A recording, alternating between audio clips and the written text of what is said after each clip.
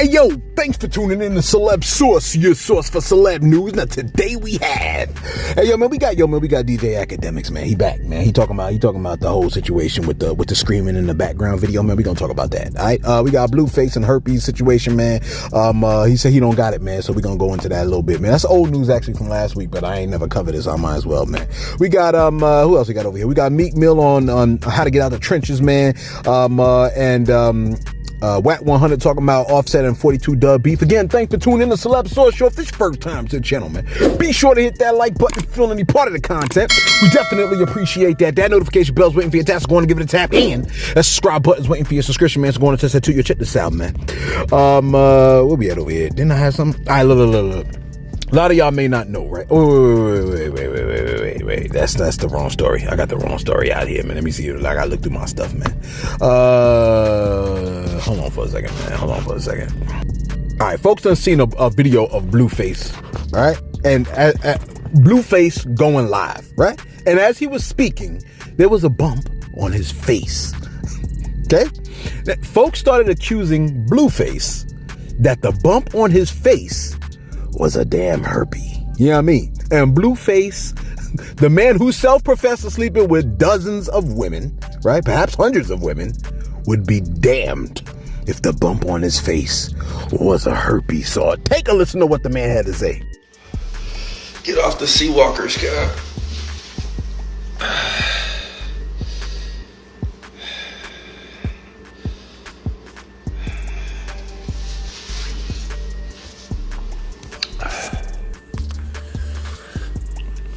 By the way, this is a keloid, bitch. You see that shit? Stop making up fucking lies. Quit. Yo, that man got good eyesight, man. He saw that comment from far away, right? He must got a Samsung Fold or something like that, man. You know what I'm saying? Never mind all that. Listen, why did the internet show him with that Krishan with a bump, Jaden with a bump, and then him? You know what I'm saying? Like, why did they do that? Look, if he said he don't got herpes, man, he don't got that. Unless you could prove with some form of a receipt pointing out a bump on someone's face and saying, oh, that gotta be a herpes. That ain't enough. You know what I'm saying? It might be enough for me to not deal with a lady in that context, but it ain't enough to be listed in public or as a public fact that a person got herpes, man. You know what I'm saying? So, I mean, I don't like, just because y'all see a bump, like, I get it. I understand what y'all doing. But I mean, I guess they responded to him on live, so he responded to it on live. You know what I mean? But never mind that. Listen. Should I even cover this story? I don't really want to cover this sexy red story. I'm not covering it. Meek Mill.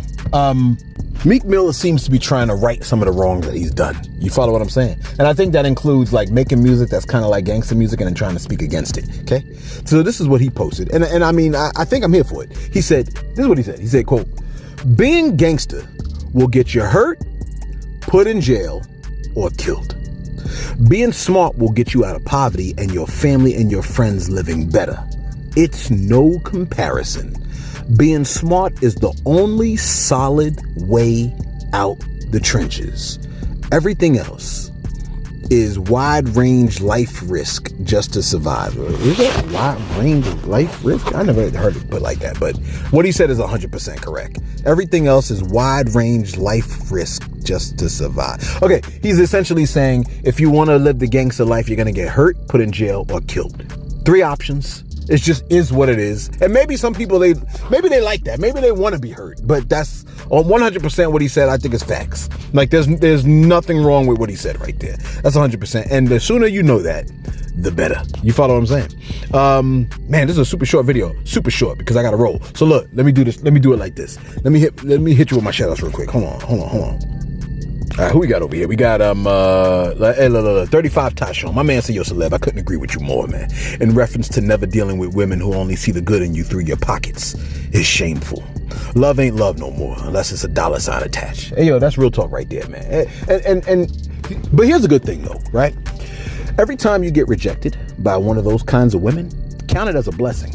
Because that's one less headache you would have to deal with. Like, you don't want to be in a relationship and then find out, you know what I'm saying, 6 months in that like this woman is toxic. You follow what I'm saying, man? So, I mean, it's every time you get rejected, you should always count it as a blessing, because whatever direction you're going in, the person, by rejecting you somehow, or they disqualified themselves, or they disqualified you, that keeps them from slowing you down from the mission you was already on. You understand what I'm saying? So, I mean, don't count it as a loss if you bump into one of these women and you be like, oh, you know what, this is easily detectable. Nadia Miller said, Diamond the body is of low value. yeah, Diamond the body, man.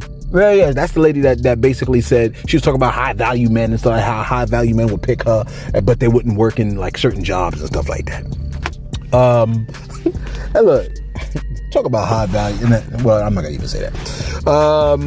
Serious Jack said, yo, love your work. Ask your employer if they could be a button next to subscribe that says like all. That way we could like all the creators' posts until or unless we individually unlike it. Some people you just want to support and or promote.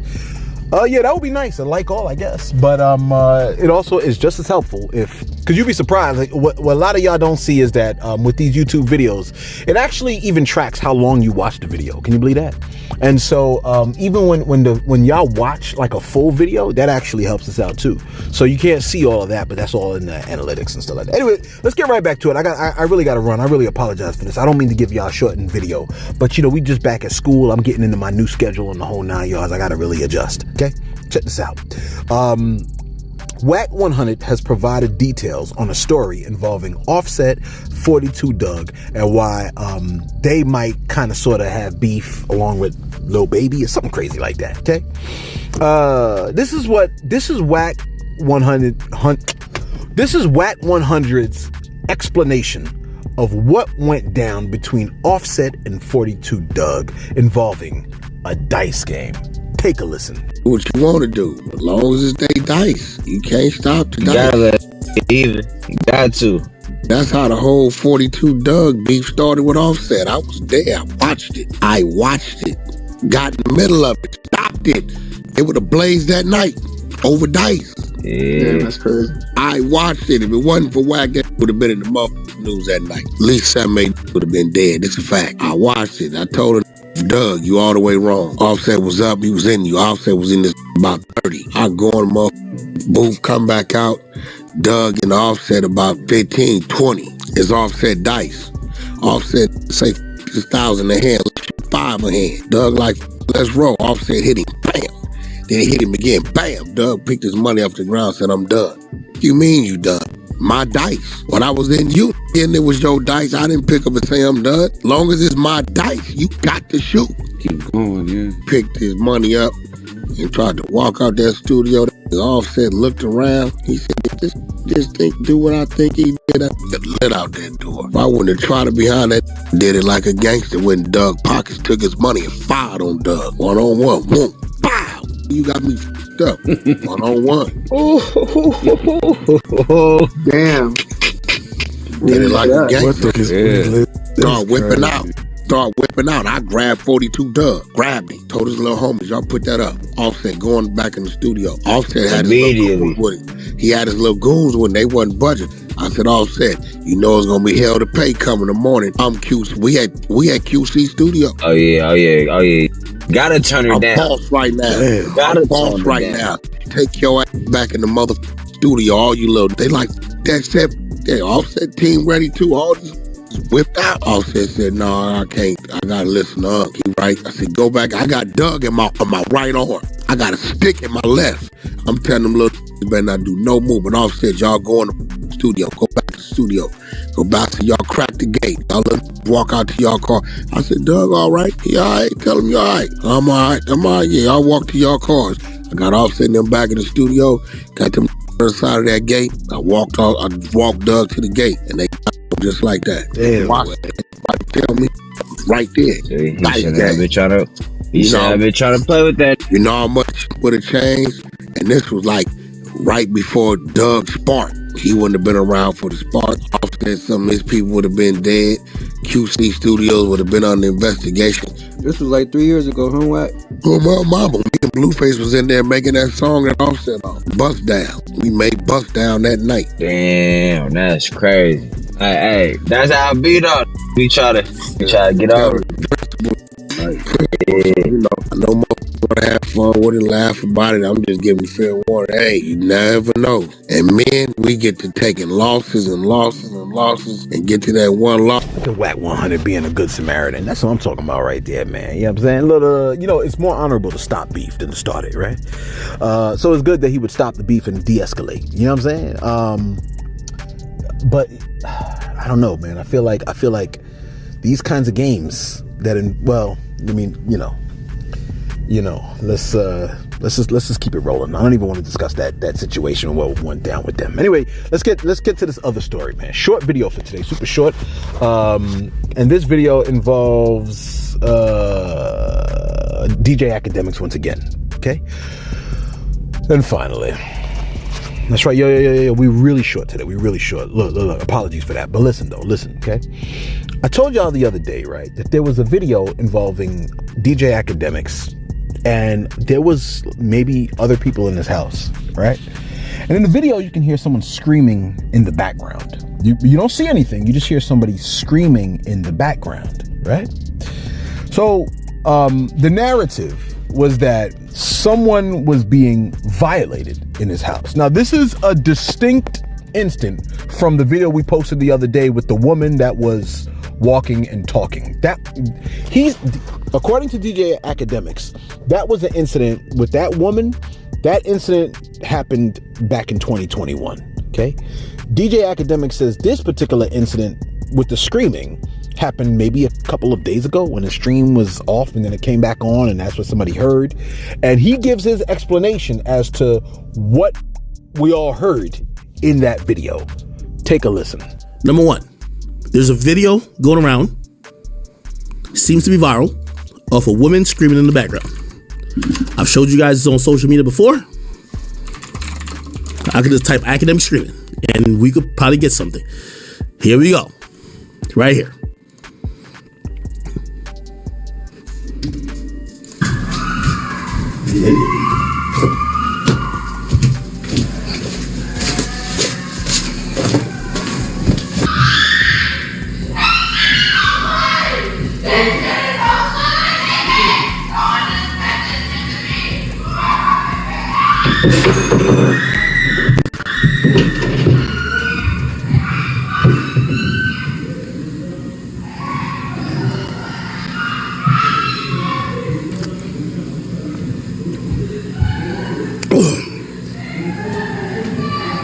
Okay. Now, for the female pages who have posted this and tried to make it something it's not, also for this page, well, actually, they were also incorrect. This incident had nothing to do with violence. This incident had nothing to do with the R word or SA.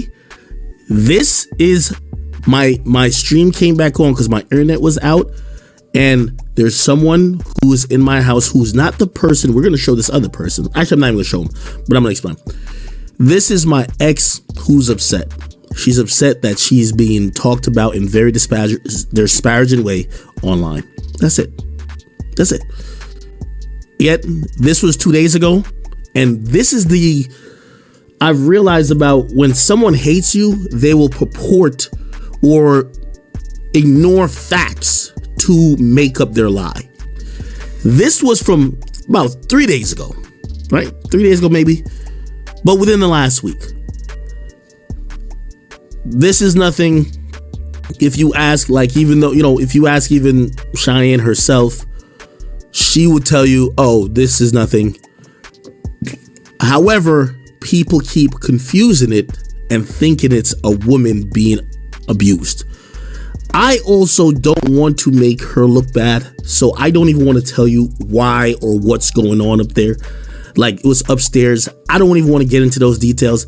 The more details I share, it seems that people who don't want to believe or want to admit that the narrative you're creating is wrong, they're going to make up something else. Okay? Again, if you follow the train of events that happened that night, you would realize this got nothing to do with another incident that happened over a year and a half before this. Okay.